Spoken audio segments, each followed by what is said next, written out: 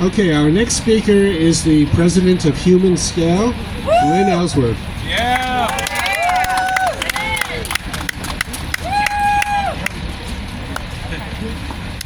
Hi, I'm Lynn Ellsworth. I'm chair of the Human Scale NYC Network.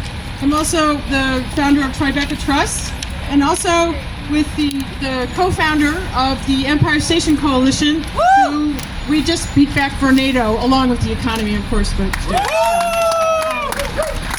so I want to tell a little story to do this. So some years back, thousands of residents sought to extend Tribeca's historic districts with 250 buildings that had been left out of the original designation. The buildings looked just like the buildings that were protected.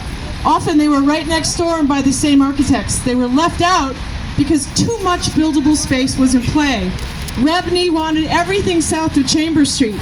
Big landlords and developers hostile to preservation wanted carve-outs of Tribeca East, North, and West. But we persisted.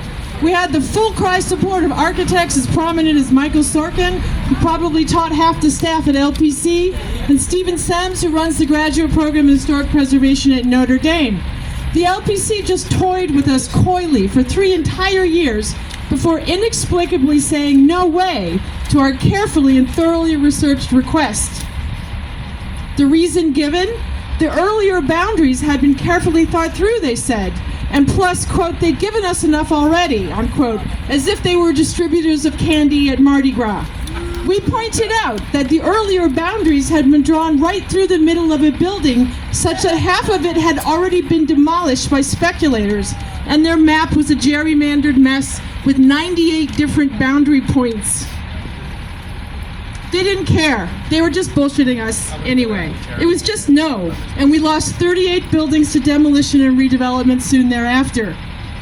The LPC chair involved in that quit very soon thereafter and went directly to work the next day as a lobbyist for big real estate at Kramer Levin, where she lobbied for a tower on top of a church that she had refused protection to as LPC chair.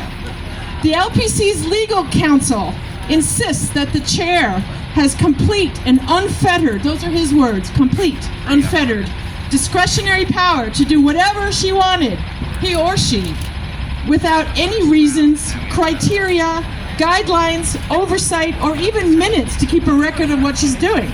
It's called regulatory discretion, and it is a legal doctrine run amok.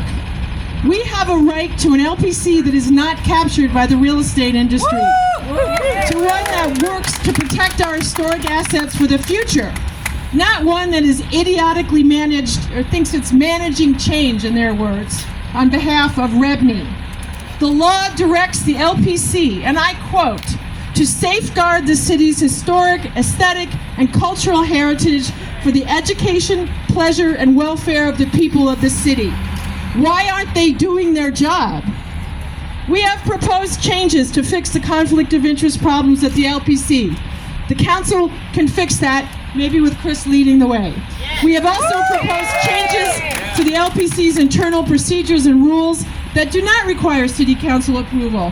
Changes that hand power back to the full commission and put the chair into the role of manager of the commission rather than its unfettered despot. We are a democracy, not a monarchy, and we must stop demolishing our city. Thank you.